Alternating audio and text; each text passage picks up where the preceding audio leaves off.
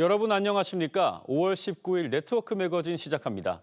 소 2마리가 끄는 쟁기를 결이라고 합니다. 지금은 보기 힘든 옛 농업 방식인데 강원도 홍천에서 이 결이를 활용한 전통 농법을 계승하는 단체가 눈길을 끕니다.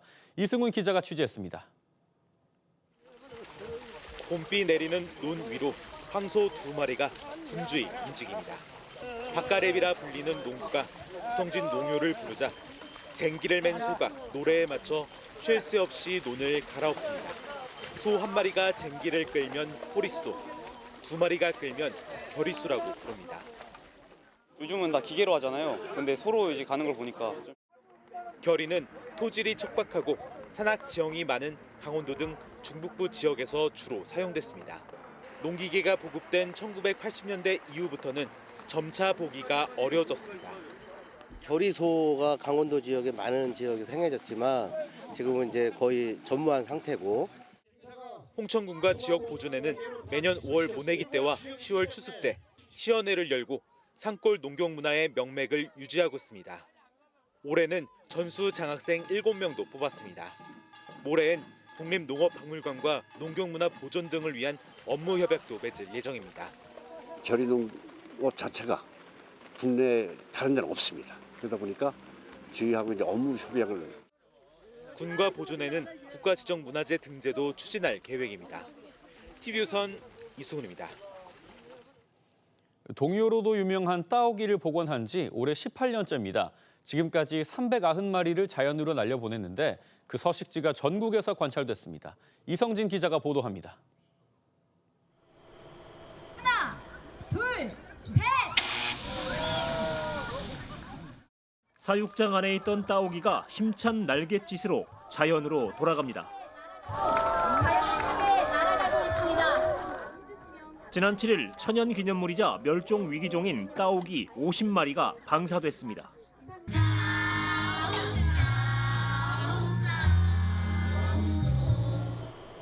동요로 불릴 만큼 친숙했던 따오기는 1979년 국내에서 자취를 감췄는데 중국이 선물한 한 쌍으로 2008년부터 복원을 시작했습니다.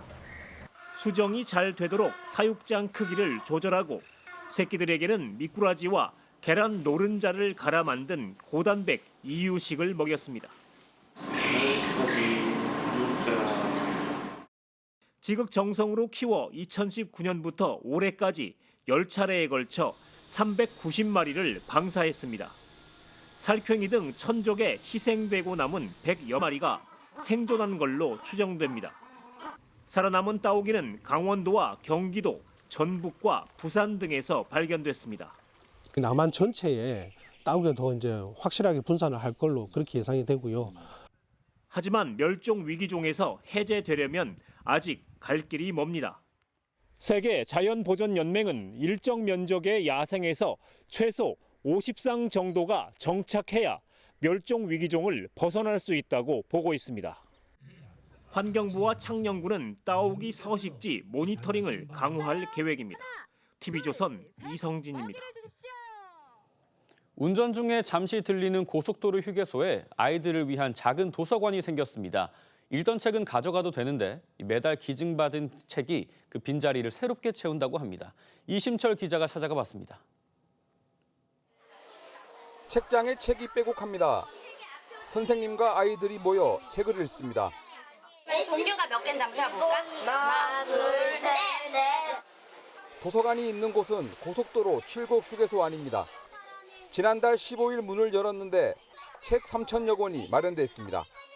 학습 만화와 동화책 위주지만 어른을 위한 책도 있습니다. 그냥 밥 먹고 지나가는 길이지만 우리 한번 들어가 볼까 해서 책을 본다든지 어떤 책이 있는지 조금 살펴볼 수 있는 기회는 될 수 있을 것 같아요. 읽던 책은 빌려갈 수 있습니다.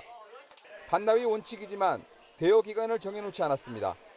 이동하시는 순간에 차 안에서도 아이들과 함께 책을 읽는 소중한 시간을 가질 수 있게 됩니다. 부족한 책은 지역 도서관과 새마을 문고에서 정기적으로 기증받습니다. 좋은데 책을 기증을 하는 게 폐지로 버리는 것보다 훨씬 낫다고 생각하셔서 연락을 많이 주셨습니다.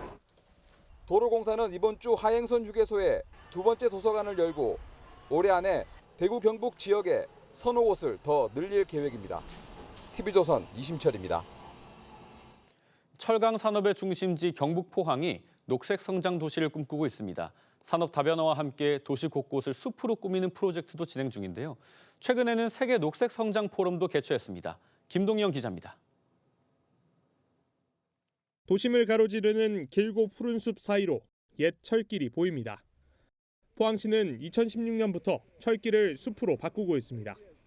이른바 그린웨이 사업으로 지난 10년 사이 축구장 107개 면적이 녹지로 재탄생했습니다.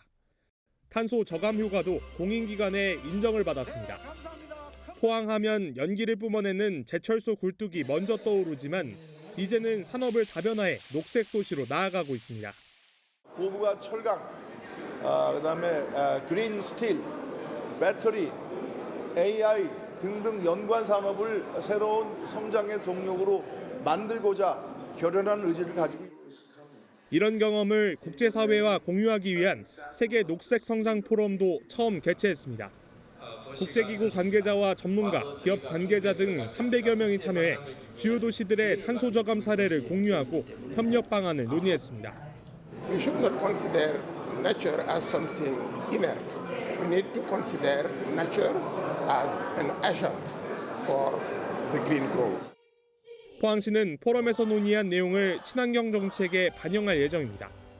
탄소를 흡수할 수 있고 전기 여건을 좀 더 낮게 할 수 있는 그린웨이 정책을 앞으로 더 많이 추진해서 포항시는 세계 녹색 성장 포럼의 규모를 더 키워나갈 계획입니다. TV조선 김동영입니다. 오늘은 제60회 발명의 날입니다. 일제강점기 미국에서 발명을 통해 얻은 수익으로 독립운동을 지원한 애국지사들이 있는데요. 특허청이 발명의 날 60주년이자 광복 80주년을 맞아 그 업적을 조명하는 전시관을 열었습니다. 김다로 기자가 보도합니다. 얇은 커튼을 거두니 흑백 사진 속 노신사가 웃고 있습니다. 경북 영양 출신으로 1905년 미국으로 건너가 대나무 커튼을 개발한 권도인 선생입니다. 대나무를 얇게 쪼개 발처럼 엮어서 통풍과 차광 기능이 뛰어납니다. 레일 구조로 해서 열고 닫는 걸 편하게 구현을 했습니다. 하와이의 그 습하고 바람이 많은 그런 기후에 맞게 발명을 하셨습니다. 권 선생은 1920년부터 44년까지 대나무 커튼을 포함해 미국에서 특허 5건을 출원했는데 미국에서 특허를 낸 최초의 한국인입니다. 특허 수익 8,210달러는 독립운동 자금으로 지원했습니다. 현재 화폐 가치로는 2억 원이 넘습니다. 아내인 이희경 여사도 국권 회복 운동에 힘썼습니다. Because my mother speaks often about them over many years of my childhood growing up with a lot of pride and admiration and respect. 특허청이 광복 80주년을 맞아 문을 연 전시관에는 권 선생과 강영승, 정인호 선생 등 5명이 만든 발명품과 이들의 독립운동 기록이 남아 있습니다. 돈을 버신 다음에 그냥 개인의 영달을 위해 쓰신 게 아니고 나라의 독립을 위해서 그래서 그분들의 정신을 잘 기르는 것이 저희 후손들의 역할이에요. 나라를 위한 독립운동가들의 발명 정신은 대한민국이 세계 4위 특허 강국으로 발돋움하는 데 밑거름이 됐습니다. TV조선 김다로입니다. 서울 금천구에는 서울에서 유일한 국가산업단지 쥐밸리가 있습니다. 입주업체만 10,000곳이 넘는데 최근에는 인공지능 등 첨단 산업 중심으로 전환을 꾀하고 있습니다. 유성은 금천구청장 모시고 자세한 이야기 들어보겠습니다. 구청장님 안녕하십니까? 예, 안녕하세요. 네, 말씀드린 것처럼 이 서울에서 유일한 국가산업단지가 쥐밸리 아닙니까? 갈 때마다 정말 집약적으로 산업들이 발전하는 게 느껴지는데 요즘은 좀 상황이 어떻습니까? 예, 금천구에는 서울의 수출 산업단지인 쥐밸리가 있습니다. 쥐밸리는 지난해가 1964년도에 구로공단이 만들어져서 60주년이 됐던 해이기도 합니다. 최근에는 여러 가지 산업 구조가 바뀌면서 IT에서 AI로 변화되고 있는 급격하게 변화되고 있는 상황이기도 하고요. 작년도 2023년도 기준으로 보니까 14조 원의 연간 생산액을 갖고 있고요. 연간 수출액도 28억 불에 달하고 있는 상황입니다.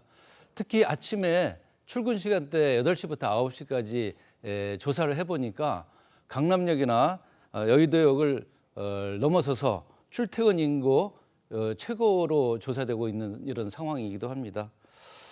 주벨리에는 약 한 24년 기준으로 132개의 지식산업센터가 이미 이제 건축이 완료돼 있고요. 네. 또 14,700여 개의 기업이 있습니다. 고용 인원도 14만 8천여 명에 달하고 있는 아주 우리나라의 IT, AI의 집적지라고 볼 수 있습니다. 그 출근 시간대 하차 인원이 최고라는 게 정말 놀라운데 네. 이 고층 빌딩이 좀 오밀조밀하게 모여 있다 보니까 공업 도시라는 인상도 좀 있거든요. 그래서 뭐 문화 행사나 시설 이런 거에 대한 노력도 좀 있을 것 같습니다. 예. 저희 금천구도 아무래도 이제 그 지식산업센터가 몰려 있다 보니까 네. 우리 그 근로자나 기업인들이 여러 가지 녹지 공간이나 문화 시설들이 부족하다라는 목소리가 많이 나오고 있습니다. 저희는 이런 산업 구조를 좀 반영해서 과거에 봉제 산업들이 굉장히 많이 유행했던 곳이기도 하는데 최근에는 K 패션 여러 가지 패션 산업들이 또 많이 발전하고 있습니다. 그래서 저희가 패션 영화제를 4회 차례 지금 이제 진행하고 있고요. 그런 패션 영화를 중심으로 해서 주시 페스타라고 해서 여러 가지 문화 활동을 복합적으로 진행을 하고 있습니다. 특히 직장인들을 위한 소규모 공연이나 여러 가지 지식산업센터와 연합한 맥주 축제 이런 것들도 열심히 저희가 풀어내고 있습니다. 뭐 퍼블릭 가산에서는 뭐 문화 행사도 연다고 하고 다양한 전시들이 이루어진다고 하는데 녹지 공간을 확보하기 위해서는 어떤 사업을 추진 중이신지도 궁금해요. 제가 알기로는 뭐 남서울 희망의 숲 부지도 확보하실 예정이고 이런 계획들이 좀 있지 않으십니까? 예. 아무래도 이제 금천구 하면은 그 쥐벨리가 연상이 되고 또 과거 산업단지가 연상이 돼서 약간 회색 도시적인 이미지를 좀 갖고 있습니다만은 이런 부분을 좀 뛰어넘으려고 여러 가지 이제 저희가 구상도 하고 있고요. 실제로 사업도 많이 집행을 하고 있습니다.